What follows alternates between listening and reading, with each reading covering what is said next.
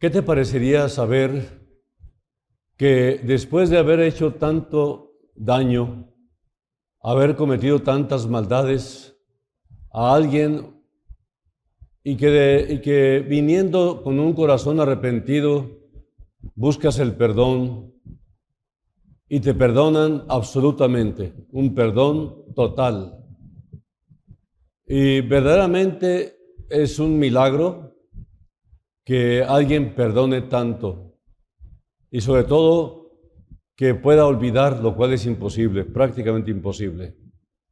Pero en este caso, cuando vas a Dios, en esta condición, sabiendo de antemano que has hecho mal, que no obedeces la palabra, que no te interesa nada de Dios y que vienes a Él con un corazón arrepentido y que te dice Él, de modo que si alguno está en Cristo, nueva criatura es, las cosas viejas pasaron, he aquí, todas son hechas nuevas.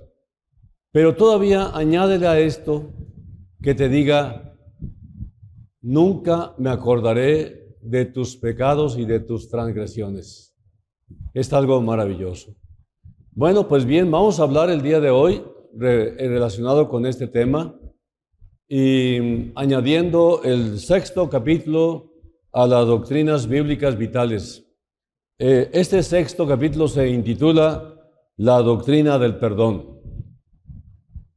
En Marcos 2, 5 al 12, dice, al ver Jesús la fe de ellos, dijo al paralítico, hijo, tus pecados te son perdonados. Estaban allí sentados algunos de los escribas, los cuales cavilaban en sus corazones. ¿Por qué habla este así? Blasfemias dice. ¿Quién puede perdonar pecados sino solo Dios? Y ustedes continúan leyendo. Aquí la base de este tema es ¿por qué habla este así? ¿Por qué Jesús habla así? Blasfemia dicen los religiosos escribas. ¿Quién puede perdonar pecados sino solamente Dios? El porqué de la necesidad del perdón. Bueno, hay muchas maneras de explicar el asunto del perdón. Yo he leído muchos temas relacionados con el perdón y tengo algunas notas que extraí de diferentes medios. El hombre creado a imagen y semejanza de Dios y puesto en un lugar de privilegio, en el jardín del Edén, y con una comunión permanente con su Creador, cede ante la tentación de Satanás y es destituido del huerto y de la comunión con Dios. El pecado le trajo como consecuencia trabajo con gran fatiga, dolor, sufrimiento y muerte. Y sobre todo la separación de Dios, la muerte espiritual, sin que pueda hacer por sí mismo nada para poder reconciliarse con el Creador. Era Dios con su iniciativa el que podía provocar de perdón al hombre y realiza el sacrificio de un animal para cubrir con su piel la desnudez de Adán y de Eva. Y era el comienzo del sacrificio de derramamiento de sangre sustitutorio, anunciando el futuro sacrificio del Cordero de Dios que quitaría el pecado del mundo. Como dice Juan el Bautista en Juan 1:29, fue señalando a Jesús y dijo, he aquí el Cordero de Dios que quita el pecado del mundo. El perdón de Dios exige el castigo del pecador. El pecador es en contra de Dios y Él no tolera el pecado en su presencia y tampoco lo pasa por alto sin castigo. En su libro, Ninguna enfermedad, que en inglés es ninguna de estas enfermedades, el doctor S.I. Macmillan dice que la ciencia médica reconoce que las emociones, tal como el miedo, la envidia, el resentimiento y el odio, son responsables por la mayoría de las enfermedades que sufre la humanidad. Se estima que del 60 al 100% son responsables por las enfermedades. Leí un reporte de un paciente muy asombrado a quien su doctor le dijo: mira, si no cortas tus resentimientos, yo tendré que cortar parte de tu conducto intestinal. Afortunadamente, el hombre tomó el consejo del doctor. Él estaba nutriendo su coraje hacia un antiguo compañero de negocios. Fue a ver a este hombre, resolvieron sus diferencias y le perdonó. Cuando regresó con el doctor, su condición física había desaparecido de sus males. Sorprendente, ¿verdad? E increíble. Claro que ese consejo no es nuevo. El gran médico que haya existido, Jesucristo, indicó hace 2000 años la importancia del perdón, cuando Él nos exhorta que perdonemos 70 veces 7. Él estaba pensando tanto en nuestro bienestar emocional y físico, así como en lo espiritual. En su libro, este doctor Millen reportó que un espíritu perdonador nos puede salvar de colitis, colitis ulcerativa, de bocio, de presión alta y de muchas otras enfermedades como dermatitis, sinusitis, muchos problemas, incluyendo úlceras, asma, artritis, la dermatitis nerviosa que mencioné y problemas del corazón, todos posibles efectos del resentimiento. El no perdonar es ser prisionero del pasado. Todo ser humano necesita del perdón, porque todos los seres humanos son pecadores. El ABC del cristianismo consiste en que el hombre debe saber cómo se encuentra delante de Dios y comprenda sus vacíos. Hemos nacido pecadores y como pecadores hemos vivido siempre. El pecado nos es algo natural. Ningún niño requiere ir a la escuela para aprender a hacer el mal. Algunos han dicho por ahí que el hombre no es ni esencialmente bueno ni malo, sino que reacciona ante una sociedad hostil o bondadosa. Eso no es verdad. El ser humano tiene esencialmente un corazón malo. Nació malo porque es la herencia adámica. Entonces, todos somos pecadores culpables a la vista de Dios. Hemos quebrantado su ley santa, no hemos hecho su voluntad. De los 10 mandamientos no hay ninguno que no nos condene. Si no hemos transgredido con acciones, lo hemos hecho con palabras, y si no lo hemos hecho con palabras, lo hemos hecho con pensamientos e imaginaciones. Y esto en forma continua. Como ustedes ven, estamos hechos un lío. Todo el mundo es culpable delante de Dios. Y como está establecido que los hombres mueran una sola vez y después de esto el juicio, dice Hebreos 9:27 este último y Romanos 3:19 el primero. Cuando camino por las calles abarrotadas, cuando caminaba, porque ahorita por causa de la pandemia, pues ahora ya no camino tanto en lugares tan abarrotados de gente, pero en el pasado yo veía cientos y miles de sujetos de quienes no sé nada más allá de su apariencia. Cada quien con su objetivo en mente, cada quien con sus metas, las cuales desconozco por completo, pero al verlos hay una cosa que sí conozco con certeza: todos son pecadores, igualmente yo. Entonces, ¿qué es la vida del mejor cristiano entre nosotros? ¿Qué podría ser aparte de una carrera llena de tropiezos? ¿Qué podría ser más que un diario actuar, no haciendo lo que deberíamos y haciendo lo que no deberíamos?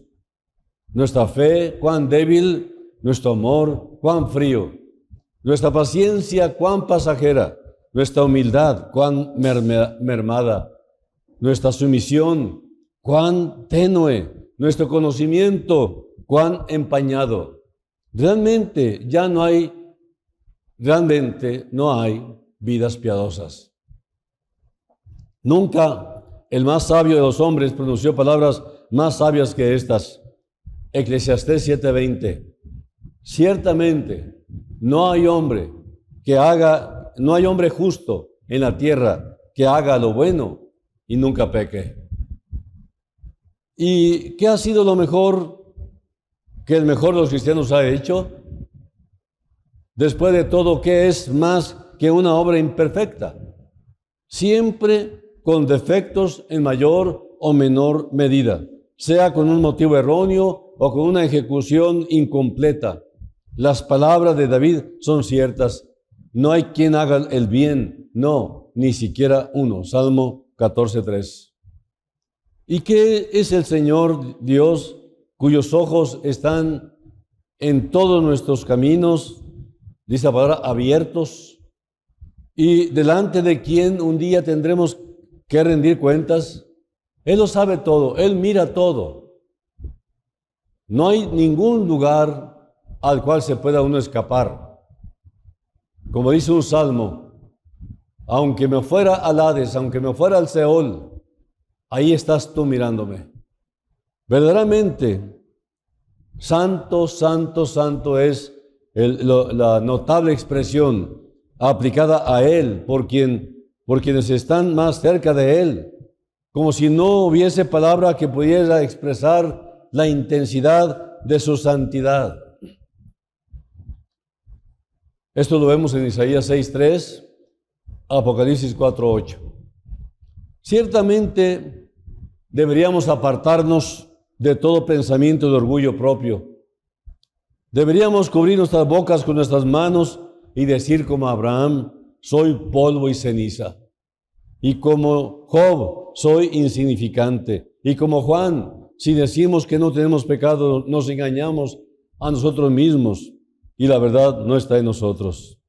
Vean ustedes entonces con cuán justa causa les digo que conocer nuestra necesidad de perdón es lo primero que debe darse en una religión verdadera.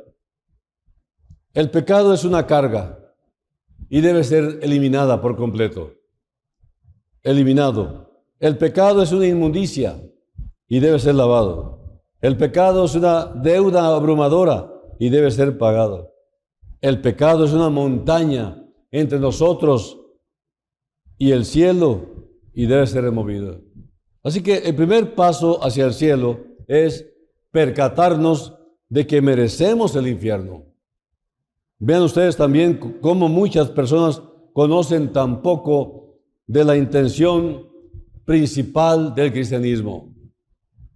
Aún les falta aprender que la marca característica del cristianismo es el remedio que provee para el pecado. Esta es la gloria y excelencia del Evangelio. Aborda al hombre tal como es. Traten ustedes de conocer su propio corazón. Piensen qué somos delante de Dios y junten los pensamientos, palabras y acciones de cualquier día en su vida y míralos ante la medida de la palabra de Dios.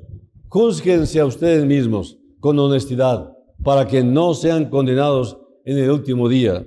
Aprendan a orar la oración de Job. Hazme entender mi rebelión y mi pecado, dice Job 13:23. Permítame remarcar el camino del perdón. ¿Hacia dónde se dirigirán ustedes? ¿Pondrán su confianza en sus propias obras y logros, sus virtudes, buenos hechos, buenas obras, sus oraciones? Estas nunca pagarán la deuda que tienes con Dios. Todas son imperfectas. Todas tus obras no valen como para pagar tan alto precio para rescatar tu alma del infierno. Solamente lo que hacen estas obras muertas es incrementar tu culpa. ¿Confiarás en tu propio arrepentimiento? Lamentas mucho lo hecho en el pasado. Tú esperas ser mejor de hoy en adelante. ¿Cuántas veces lo habrás dicho? Honestamente. Pero ¿cuántas veces ha fracasado? Pero el juez no perdona. No perdona al ladrón por lamentar lo que ha hecho. La pena que puedes sentir en el presente no borrará el cúmulo de pecados del ayer. Entonces, ¿a dónde debe ir el hombre para recibir perdón? ¿Dónde puede encontrarse perdón? El camino es simplemente confiar tu alma con todos tus pecados sin reserva a Cristo. Dejar por completo toda dependencia en tus propias obras, sea total o parcialmente, y descansar solo en la obra de Cristo. Cuando yo le compartía esto a un amigo, el amigo entró bajo convicción y con toda honestidad me dijo: mira, todo esto es muy bueno y sí quiero aceptar a Cristo. ¿Quién no? Habría que estar locos para no aceptarlo. Pero he ido tan bajo con mi pecado, he hecho tanta maldad, Rubén, que no tienes idea de tanto mal que yo he cometido y no soy digno de que Dios me perdone. Así que lo que yo pienso hacer es procurar hacer buenas obras de hoy en adelante, no para comprar mi salvación, como me lo acabas de explicar, sino para sentirme digno de que me reciba. Dije, pues quiero que sepas una cosa: Cristo vino por los pecadores. Así que si tú te sientes vilmente pecador y pervertido y todo lo que tú quieras, bueno, pues por ti vino por ti. Porque entonces, si tú te puedes limpiar por otro lado, ¿para qué quieres a Cristo? Cristo te recibe con toda y tu suciedad. Con todo y lo vil de tu vida te recibe, porque Él es el único que te puede limpiar. Él es el único que te puede salvar, que te puede perdonar totalmente. Si tú tomas esta senda, créeme, tu alma será perdonada para siempre. Dice el apóstol Pedro en Hechos 10:43, todos los profetas dan testimonio de Él y que todo aquel que cree en Él recibirá perdón de pecados por su nombre. Y en Hechos 13:38 y 39, dice, acortando algunas frases, dice, por medio de Él se os anuncia el perdón de pecados. En Él es justificado todo aquel que cree.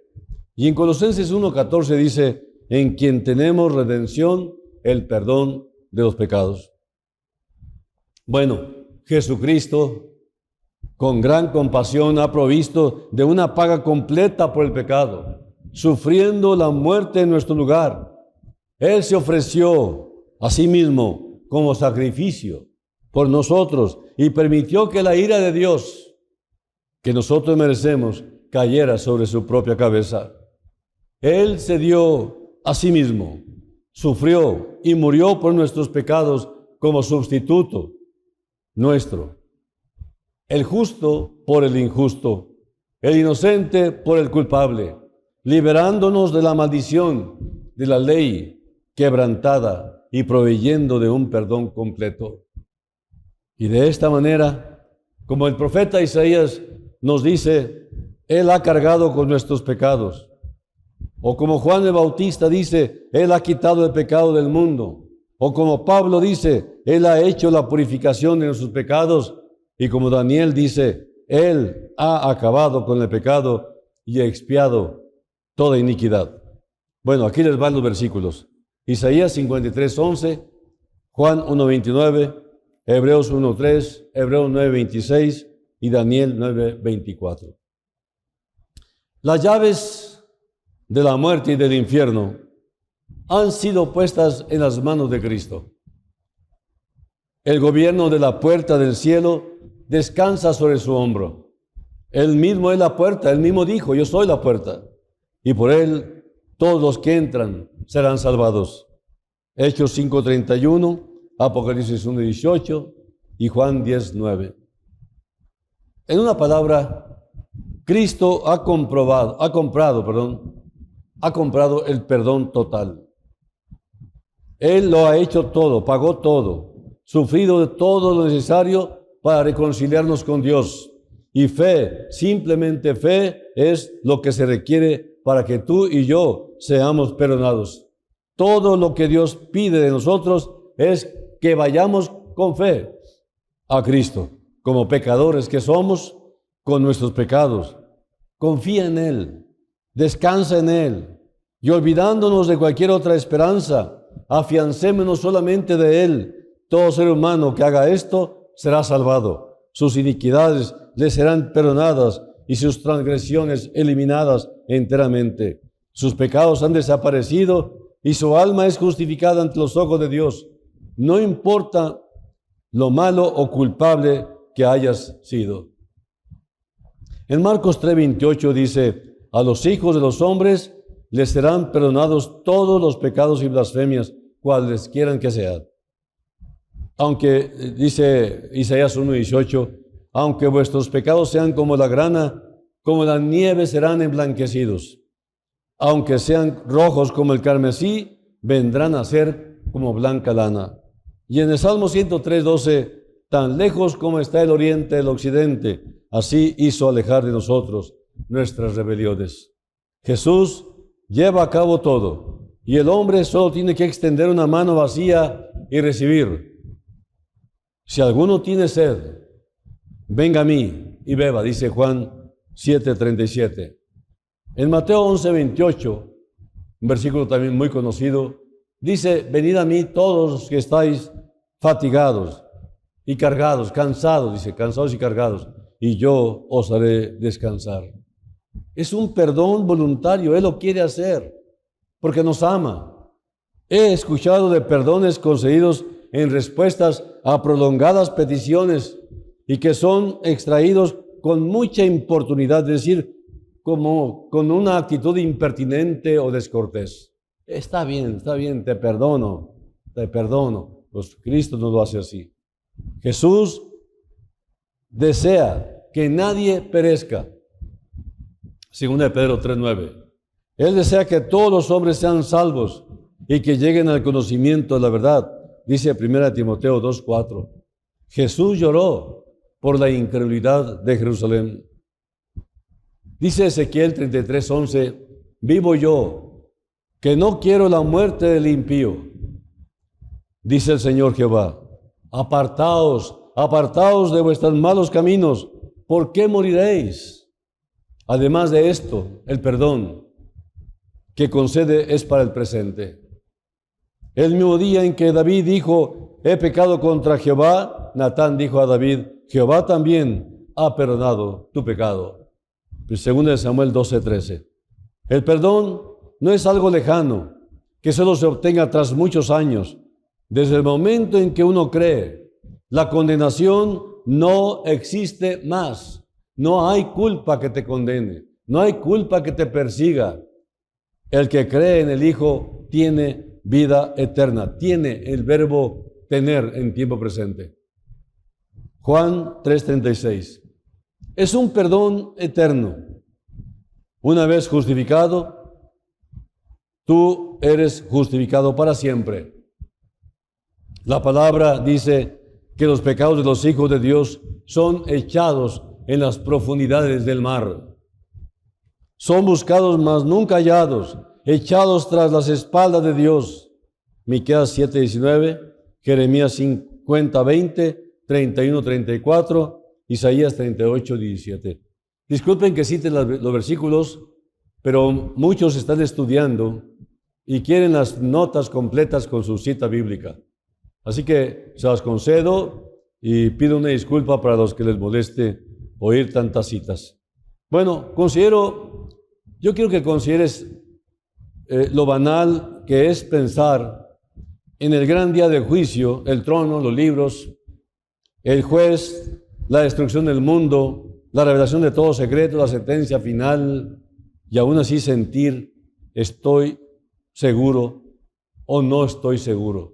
O sea, tenemos que entender que este conocimiento nos da seguridad.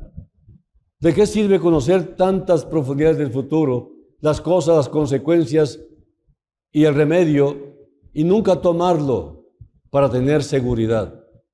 Entonces, este es el privilegio de un alma perdonada, la cual se encuentra en un sitio de refugio.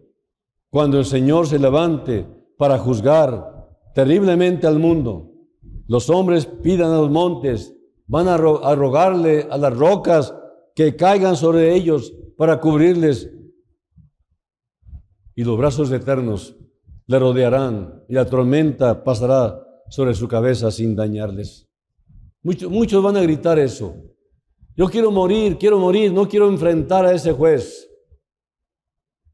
Y los creyentes oyen todo eso alrededor y van a encontrar que realmente el Señor ha hecho maravillas con nosotros. Hay mucha gente atemorizada. Ahora, estas quejas serán en el juicio final, en el tiempo final, donde la iglesia ya no estará presente como iglesia, sino como la esposa de Cristo. Ya hablaremos de eso. Las almas perdonadas odian el pecado. El pecado es la serpiente que les ha mordido. ¿Cómo no resistirse del mismo con horror? ¿Cómo no tener temor a caer? Pues constantemente estamos en esta vigilancia. Y el problema es que sí caemos en pecado. Pero la bendición es que podemos venir al Señor confesándolo con todo el corazón abierto, honestamente al Señor. Y Él nos dijo que perdonará nuestros pecados y nos limpiará de toda maldad. Y eso es para los creyentes. Así que hay que odiarlo con piadosa aversión, el pecado. Y hay que evitarlo. Como a veces decimos de una forma sencilla, no amarres el caballo frente a la cantina. Si de ahí saliste, ¿para qué vuelves a ponerte enfrente? Pasa enfrente o da de vuelta.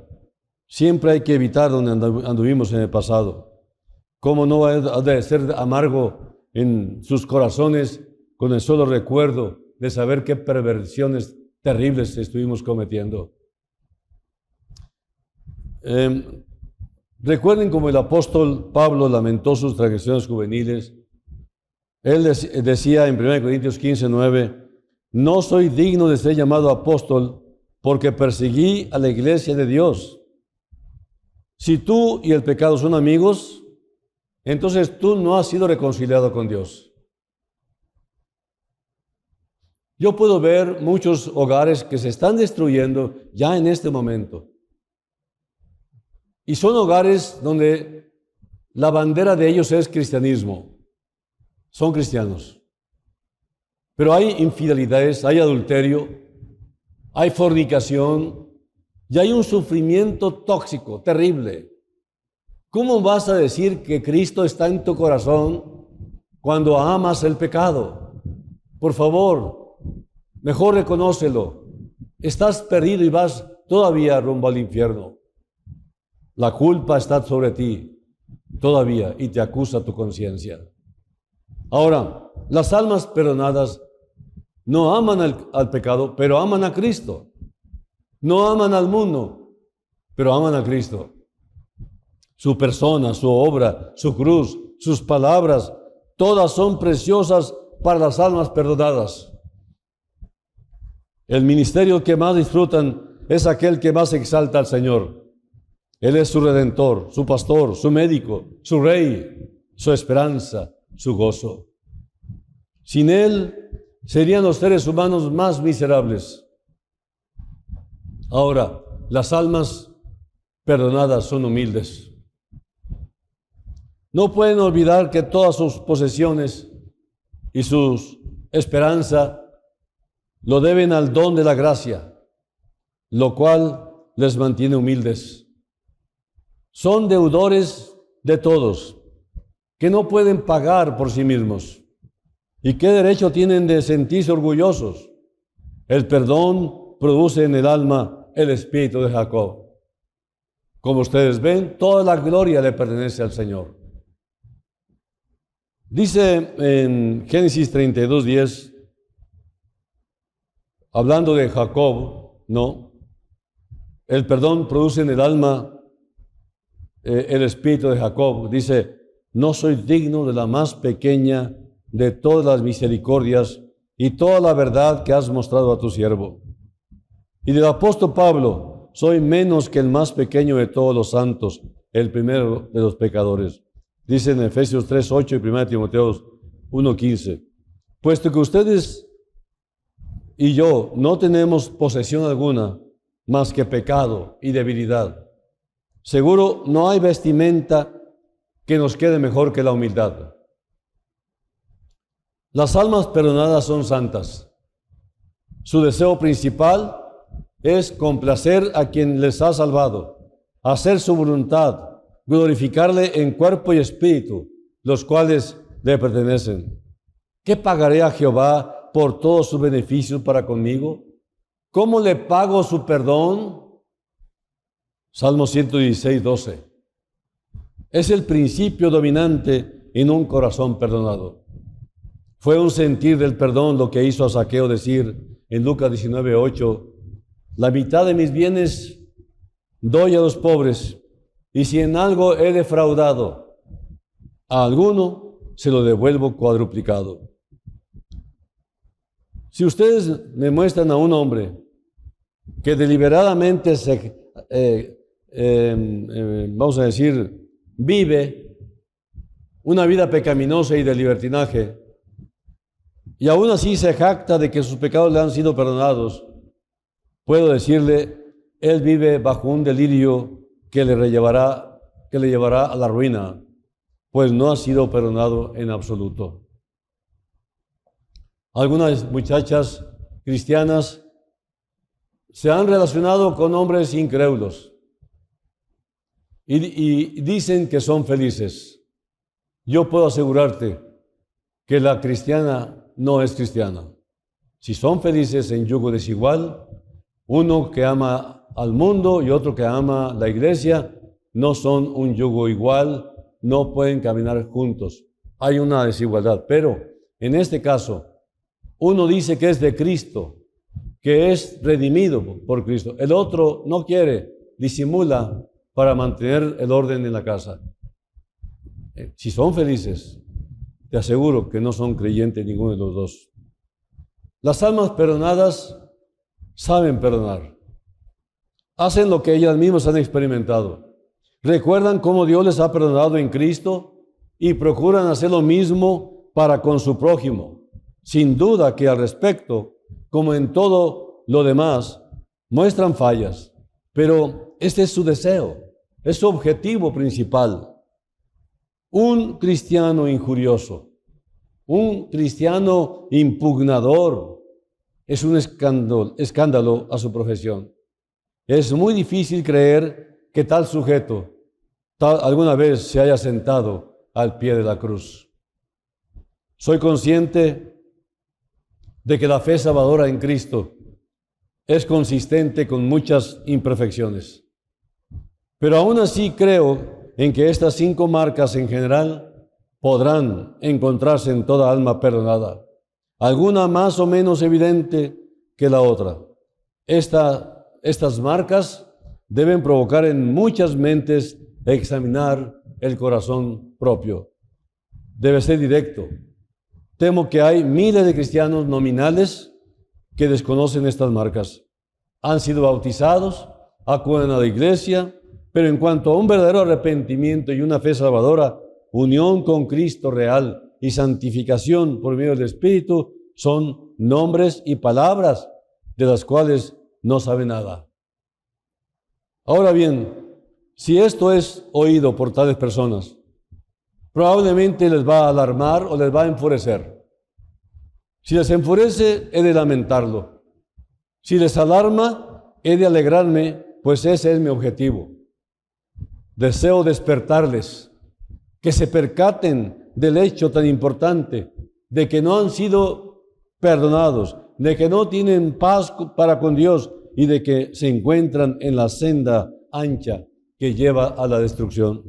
Debo decir esto, puesto que no hay alternativa. Ocultarlo no iría acorde con la fidelidad o la caridad cristiana. ¿Dónde estaría la honestidad al actuar como un médico mentiroso, diciéndole a la gente que no hay peligro cuando sí lo hay? Por último, te digo que yo te he hablado a ti sobre el perdón, pero ¿has sido ya perdonado? ¿De qué le sirve un bote salvavidas a un marinero en un barco arruinado si permanece en el mismo en vez de saltar al bote para escapar? ¿De qué le sirve a un hombre enfermo que el médico le ofrezca una medicina si solo se la pasa observándola sin tomarla? Es como aquel paciente del hospital en la cama que pidió un vaso con agua fresca. Tenía mucha sed. La enfermera le lleva el vaso con agua, se lo pone en el buró y el paciente voltea a verlo, el vaso con agua. Tiene mucha sed, se está muriendo de sed, tiene mucha fe de que esa agua le puede saciar su sed, pero no se la toma. ¿Cuánta gente se está muriendo con esa clase de fe? La fe práctica es, ya tengo la enseñanza, ya tengo la invitación, ahora voy en pos de adquirir lo que me acaban de ofrecer gratuitamente. La única forma de experimentar la verdadera salvación, redención, justificación, santificación y el perdón total es yendo a tomar lo que te ofrecen. Venid a mí todos los que estáis trabajados y cargados, y yo os haré descansar. Pero ven. Así que, a menos de que asegures tu propia alma, ciertamente estarás perdido como si no hubiera ninguna oportunidad de ser perdonado. Debe haber una relación estrecha entre Jesucristo y tú. En verdad es desconcertante que un hombre haga su testamento, asegure su vida, dé instrucciones sobre su funeral y aún así deje en incertidumbre los asuntos de su alma. Desconozco tu persona o lo que hayas hecho en el pasado, pero te digo, ven a Cristo. Él sí sabe tu pasado, Él sí sabe tu presente y también sabe tu futuro. Pero ven a Cristo a resolver todo de una vez, con fe. Y entonces encontrarás perdón total sin límites. Ni por un momento pienses que antes necesitas hacer algo grande para venir a Cristo Jesús. Dice Riley, un escritor, el hombre tiene la idea de que para tener paz con Dios, primero debe arrepentirse y después venir a Cristo. El camino del Evangelio es recibir primero la paz de Cristo y empezar con Él. Bueno, pues el hombre tiene la idea de corregir y voltear una nueva hoja para trabajar el camino a la reconciliación y amistad con Dios. El camino del Evangelio es primero entablar una amistad íntima con Dios a través de Cristo y entonces disponerte a hacer su voluntad, porque es agradable, porque es perfecta y es muy satisfactoria. No hay mejor lugar de refugio, no hay mejor rincón de paz que estar en los brazos de Jesús, que estar en lo íntimo con Él todos los días. Vuelvo a recalcar, necesitamos volver a la comunión con Dios a través de su Biblia, a través de su palabra. La Biblia no es un simple libro que ha ganado grandes éxitos a través de los siglos. No, es la voz de Dios, es la palabra de Dios, es Dios hablándote al corazón. Lee la Biblia para que Dios te hable y ora al Señor en base a las promesas que leíste y reclámale, dile al Señor, dame esto. Por ejemplo, tenemos Josué 1:8, ¿no? Nunca se apartará de tu boca este libro de la ley, sino que de día y de noche meditarás en él, para que guardes y hagas conforme a todo lo que en él está escrito, porque entonces harás prosperar tu camino y todo te saldrá bien. ¿No puedes prosperar? ¿No te salen bien las cosas? ¿Vives quejándote del trabajo, de la vida, de tu esposa, de tu esposo? ¿Estás todo el tiempo en esta actitud? Aquí está la fórmula. Recuerda, Josué 1:8. Nunca te apartes de la Biblia, ni de día ni de noche. medítala, memorízala, repásala, léela habitualmente, llénate de la voz de Dios. Y entonces podrás orar, inclusive, oraciones inteligentes, fundamentadas conforme a lo escrito en la palabra de Dios, conforme a las promesas que te ofrece el Señor. Señor, si yo ando conforme a lo que dice tu palabra, entonces prosperaré. Pues Él lo está prometiendo. Él está comprometiendo su deidad. Si tú haces lo que Él dice que hay que hacer, Él dice, te prometo que vas a prosperar y te prometo que todo te saldrá bien.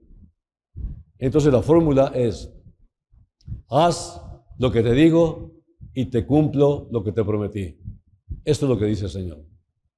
Bueno, hasta aquí el mensaje. Eso es todo lo que les quería decir. Si tú quieres el perdón total, si tú quieres el perdón, entonces entiende, aprende a perdonar a los que te han ofendido. Aprende a perdonar. Y si tú perdonas al que te ofendió, porque no se va a acercar a ti a decirte, perdóname con un corazón arrepentido, no va a venir. Pero si tú perdonas desde el corazón, entonces tú sanas tu corazón, tú sanas tu alma inclusive. Y entonces tendrás vitalidad y evitarás un sinnúmero de enfermedades inclusive, cuando tú te alivias el corazón de tanto resentimiento y de tanto rencor. Vamos a orar. Señor, tu palabra es bastante clara y nos has dado la herramienta necesaria para triunfar. Sabemos que estamos en medio de una batalla. El día que aceptamos a Cristo como nuestro Salvador personal, nos enlistamos al ejército del Señor. Y estamos en batalla, pero gracias a Dios que nuestro capitán Jesucristo nunca conoce la derrota. Así que danos, Señor, el gozo de seguirte, confiados en que todo nos saldrá bien y que habremos de prosperar en gran manera. Bendito sea tu nombre. Bendice nuestra iglesia y haz que pronto volvamos a vernos presencialmente. Te ruego, Señor, que extirpes de la tierra esta pandemia una vez que se cumpla tu voluntad por lo cual lo has permitido. En el nombre de Jesús te lo pedimos todo. Amén. Gracias y nos vemos la próxima con el favor de Dios.